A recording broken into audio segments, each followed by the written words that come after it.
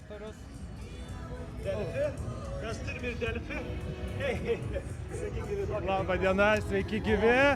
Tai ką jūs čia darot? Mes dalinam vandenį su QR kodais.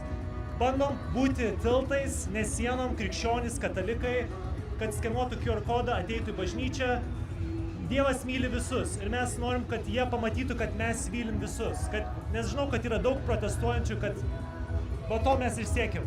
Kad melstųsi, kad ateitų į bažnyčią, rastų bendruomenę, saugią aplinką ir rastų daugiau prasmės gyvenime. Kaip galvojat, kodėl išsiskiria taip nuomonės? Mes prie katedros kalbinam gana piktai nusiteikusius katalikus. Aš manau, labai priklauso požiūris ir tikėkime, kad tokių akcijų bus daugiau.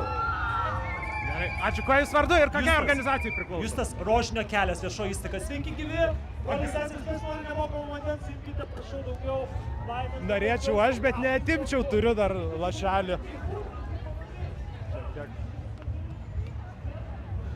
Džiūna burna jau nuo kalbėjimo. O, operatorius Robertas, aš dar turiu vandens, ačiū tau.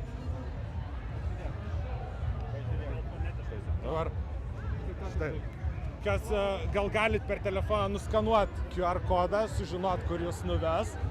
Pabandykit, pažiūrėkit.